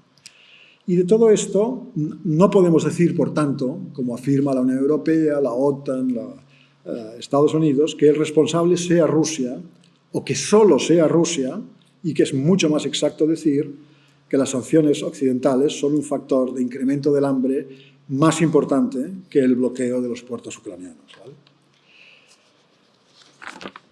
Y ahora dejarme acabar con 4 palabras sobre otra vez el marco general de todo este drama, ¿no?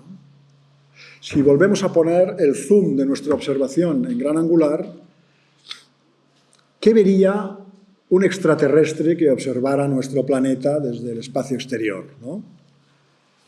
Pues yo creo que ese extraterrestre diría: esta gente ha perdido la razón, ¿no? Ha perdido la razón porque está perdiendo el tiempo. Y está perdiendo el tiempo porque los problemas del siglo, que la gente común tiene bastante claros en su intelecto, pues precisan una integración internacional intensa para ser atajados, ¿no? Una cooperación internacional. Y en primer lugar, entre Estados Unidos y China, ¿no?, sin ninguna duda, ¿no? Y estos problemas, y aquí me refiero a la proliferación de recursos de destrucción masiva, a la sobrepoblación, a la desigualdad creciente social y regional, o sea, entre grupos sociales y entre regiones del mundo, y al calentamiento global, ¿no? Todos estos problemas precisan, y eso es evidente para todo el mundo, de una estricta, estrecha integración internacional para ser afrontados, ¿verdad? Bien, en el mundo podemos vivir todavía haciendo ver que esto no existe, que la proliferación de recursos masivos, bueno, hemos vivido durante la Guerra Fría con 13.000 cabezas nucleares amenazándonos y no ha pasado nada, bueno, pues confiemos en que sigamos teniendo tanta suerte, confiemos en que no haya una nueva crisis de los misiles, como la de Cuba en Cuba, que nos situó así de una guerra nuclear. Confiemos en que esta desigualdad creciente regional y social pues no convierta el mundo en algo pues sumamente inestable, o que por lo menos podamos continuar ir tirando, ¿no? Y confiemos en que todo este tipo de problemas pues podamos seguir conviviendo con ellos. Pero ¿qué pasa con el calentamiento global?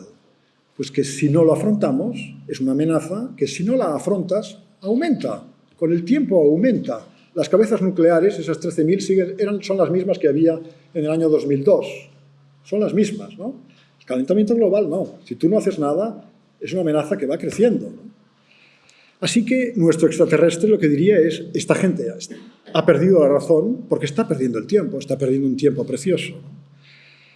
Y observaría que las élites globales, en lugar de movilizar a sus sociedades para afrontar estos retos del siglo y la preservación del planeta, pues lo que están haciendo es movilizando a sus sociedades para la lucha contra sus rivales geopolíticos, y la consecuencia, yo creo que razonable, y los paneles de la ONU advierten, será que el incremento de la temperatura supere los 2 grados este siglo, y esto anuncia grandes catástrofes que pueden convertir en absolutamente irrelevantes todos estos juegos entre grandes potencias, ¿no? Por ejemplo, una cosa que los que nos dedicamos a las relaciones internacionales predicamos siempre es, bueno, es un tópico este del ascenso de China, la nueva superpotencia, vale, pero hay un informe del Banco Central, del Banco Mundial del 2013, en la que advierte que, bueno, que Asia Oriental va a estar más afectada por el calentamiento global. El calentamiento global va a afectar a todos, pero a unas regiones más que a otras. Por ejemplo, el Pacífico, los estados insulares del Pacífico simplemente desaparecerán. Bangladesh, sabemos que es un país que se ha inundado periódicamente y que, bueno, si las aguas aumentan de nivel, pues puede llegar a desaparecer. Es un país de varios cientos de millones de habitantes, ¿no? ¿A dónde irá esa gente, ¿no? Y en el Caribe y en muchos sitios más. Pues bien, en el caso de China, este informe del Banco Mundial lo que decía es que todas las ciudades de la costa oriental de China, Tianjin, Shanghai, Guangzhou, Shenzhen, todas estas ciudades pues, van a tener problemas muy serios con el aumento de las aguas, ¿no? Del nivel de las aguas. Y bueno, estas ciudades son el motor de la economía china, ¿no? Entonces, realmente va a ser la próxima superpotencia China. ¿Qué va a pasar con Asia en general, ¿no? Cuando los glaciares del Himalaya se están derritiendo y alimentan los grandes ríos de Asia, ¿no? El Irrawaddy, el Ganges, el Brahmaputra, el Amarillo, el Yangtze, todos estos ríos se alimentan en la época seca de lo que viene de los glaciares del Himalaya. Si estos glaciares desaparecen, estos ríos dejarán de llevar caudal significativo en la época seca.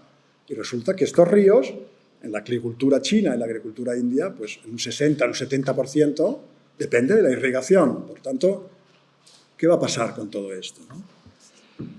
Así que, bueno, cada vez más tenemos estos fenómenos climatológicos extremos, los incendios de Australia, los incendios de California, inundaciones en China, y vemos al Ejército Popular de Liberación chino metido en funciones de paliar estas inundaciones de Henan del año pasado que fueron terribles, 200 muertos, ¿no? Todo esto se va a repetir. Y al mismo tiempo vemos que ni en las doctrinas de seguridad de Estados Unidos ni en las doctrinas de seguridad china se habla de las consecuencias militares, digamos, que van a tener todo este tipo de fenómenos, ¿no? O sea, continuamos pensando en que esto es el mundo de siempre, el de antes, ¿no? Entonces, unos países contra otros, unas potencias contra otros, unos recursos, hacerse, etcétera, etcétera. Resulta que tenemos como humanidad unos problemas planteados que son inabarcables sin una concertación internacional. Así que todo esto se está gestando ahora con las actuales guerras y es una dramática pérdida de tiempo. Y eso es lo que creo que nuestro extraterrestre concluiría y diría que esta gente ha perdido la razón. Y aquí lo dejo. Muchas gracias.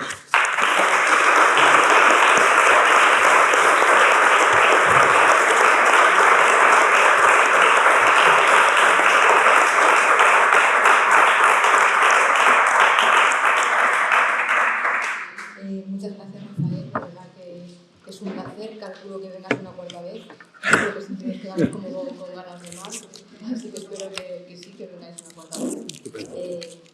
Vamos, yo por lo menos he aprendido un montón de cosas. Siempre cojo notas porque me parece que es una manera de después reposar, reflexionar, que no se quede simplemente en esta hora y media que siempre se hace muy corta.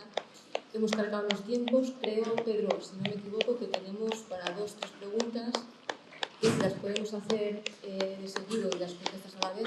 Rafael, ¿hay alguna pregunta?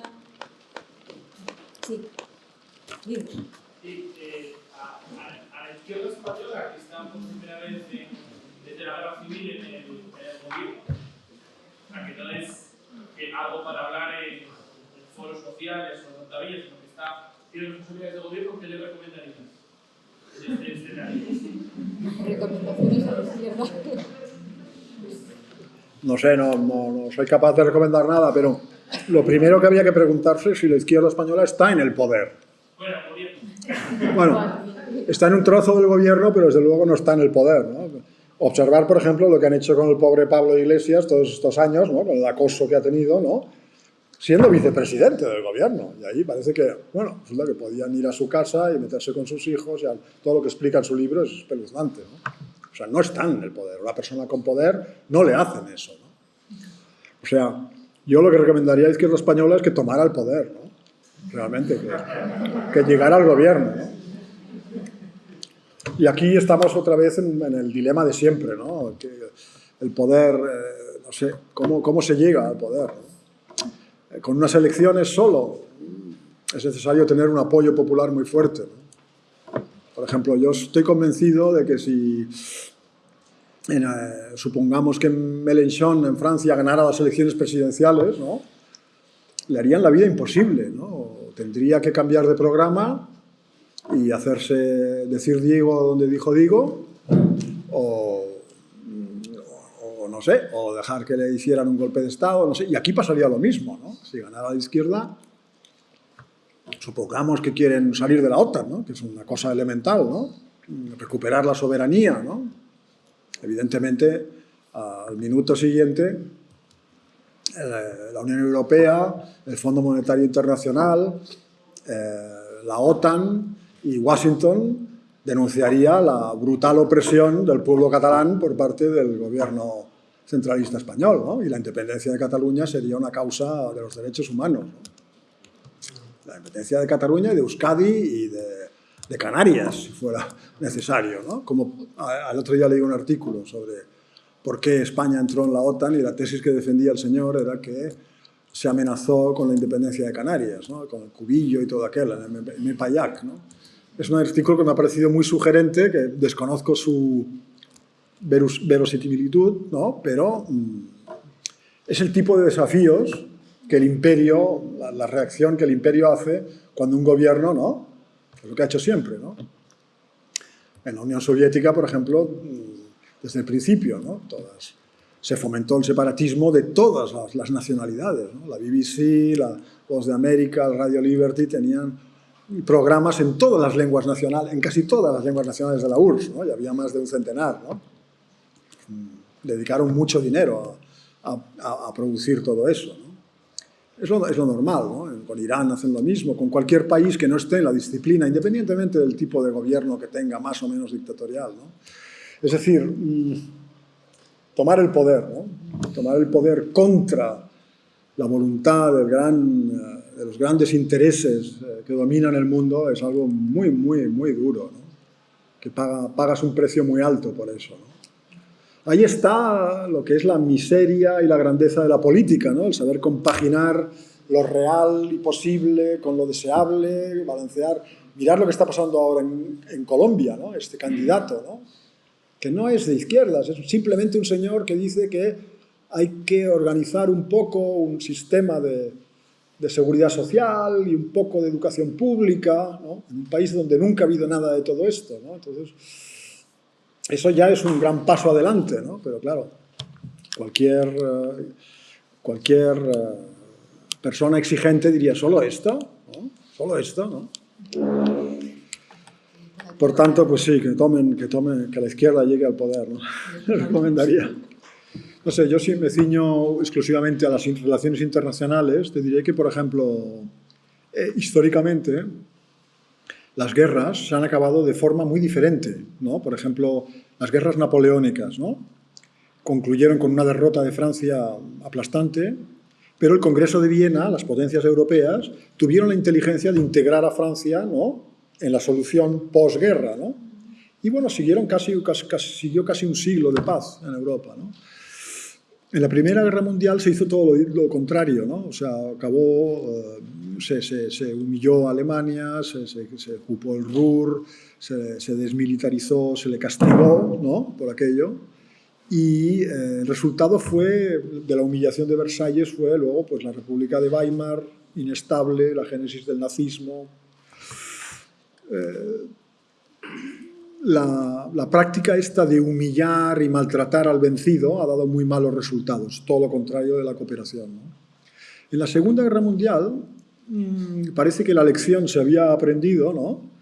Y, bueno, no se aprobó, por ejemplo, el plan Morgenthau. El secretario del Tesoro de Estados Unidos lo que proponía era convertir a Alemania, la Alemania derrotada, en una nación agrícola, ¿no?, para impedir que volviera a tener una base industrial capaz de desencadenar una guerra, ¿no? No se aceptó eso, sino que al contrario se actuó con guante de seda con Alemania un poco, ¿no? No se la forzó, no hubo apenas desnazificación, no se le pidieron responsabilidades, se le condonó la deuda, por ejemplo, en el año 53.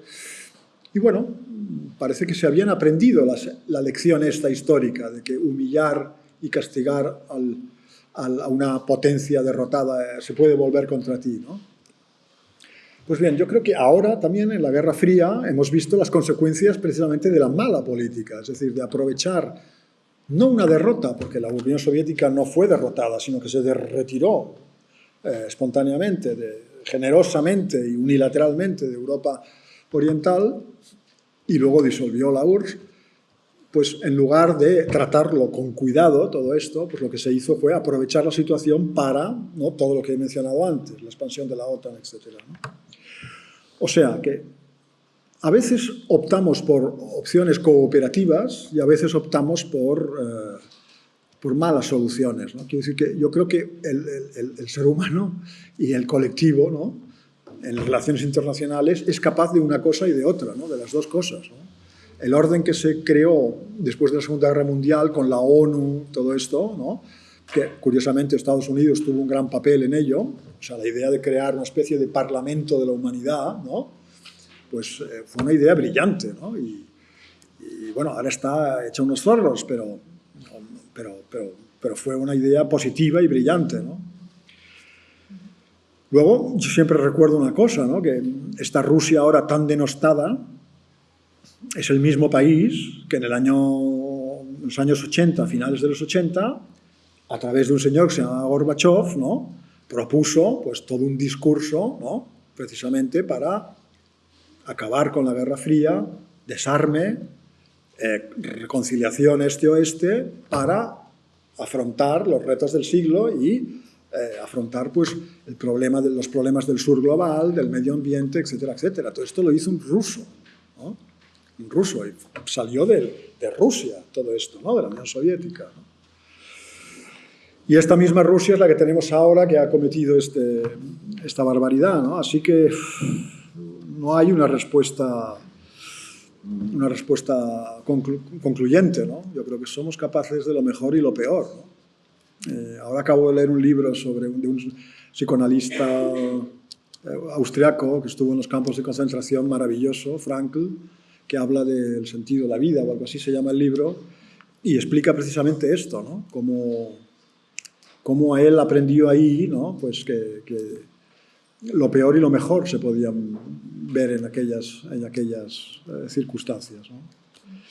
La otra pregunta ha sido cuáles son los intereses económicos en Ucrania, occidentales en Ucrania. Yo creo que la prioridad son los intereses geopolíticos, ¿no? Pero Ucrania es una gran potencia agrícola. Tiene una de las tierras más productivas del continente, de Eurasia, yo diría, ¿no? Las tierras negras, ¿no? Tierra de aluvión, entre los grandes ríos, ¿no?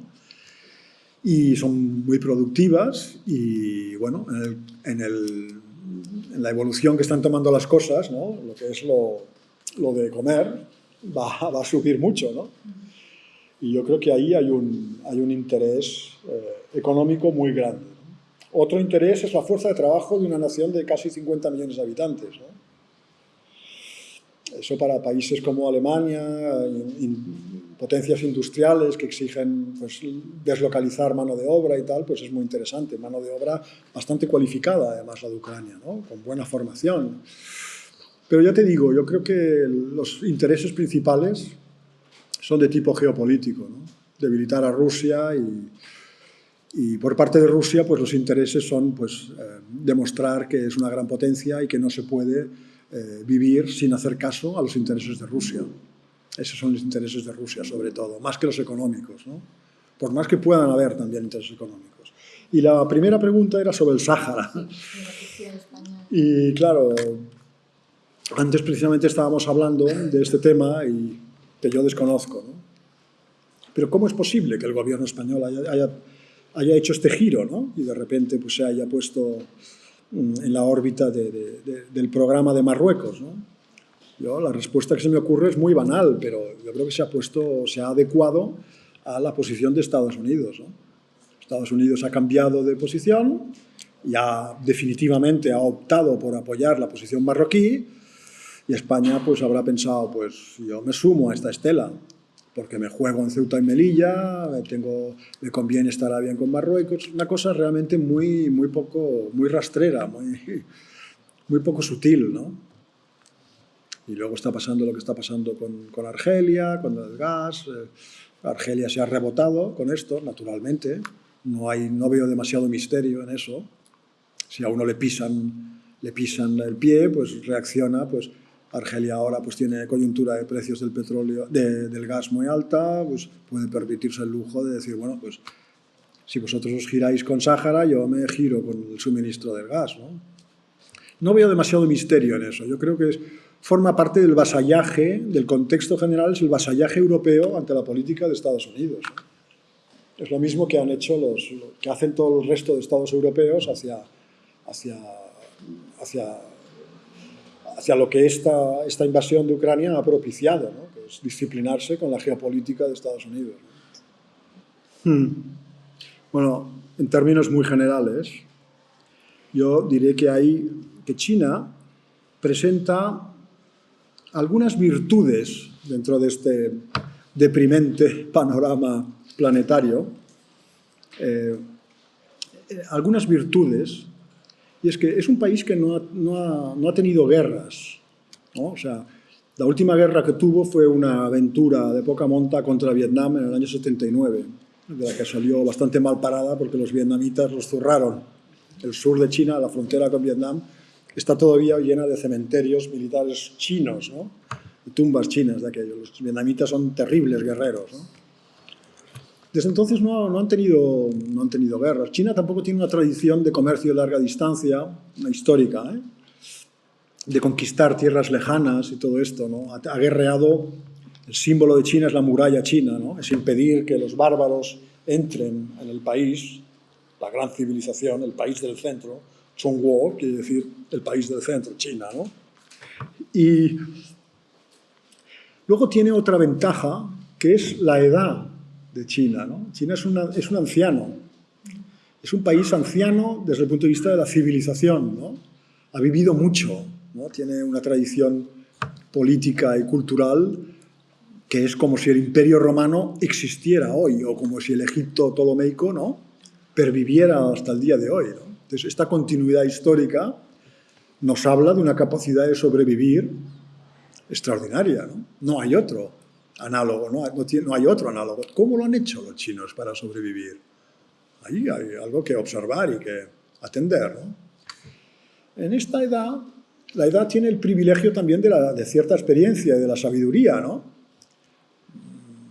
El estadounidense es un joven impetuoso, ¿no? Que llegó allá y ha estado guerreando desde que llegó hasta el día de hoy, primero con los indios, luego con todo el mundo, ¿no? Ha sido la guerra continua contra países más débiles y enemigos más débiles, siempre ganando y siempre peleando y broncando, ¿no? La China es un país que ha sido derrotado muchas veces, que fue la gran potencia por antonomasia en la historia de la humanidad hasta hace 4 días, hasta que los occidentales tomaron el relevo, hasta hace 250 años, una cosa así, ¿no? Creo que vamos a tener que dejar Entonces, China para la cuarta. Entonces, el ascenso de China de hoy en realidad no es un ascenso, sino que es un regreso, ¿no? Y no es lo mismo regresar a una posición de poder que tú ya has tenido en el pasado y que perdiste por toda una serie de defectos de los que has tomado buena nota y de los que tu edad, digamos, la experiencia de tu edad te dice que has de evitar. Y yo creo que todo eso yo explico a mis alumnos esto, ¿no? Que realmente China tiene esta ventaja en el mundo del futuro, ¿no? Que tiene la experiencia y realmente lo que hemos visto hasta ahora es que es una potencia prudente, ¿no? Yo creo que esa es su gran ventaja. Eso no quiere decir que vaya a ser un benévolo, ¿no? Pero... Nada, tenemos que dejarlo aquí porque se cierra la sala. Muchas gracias.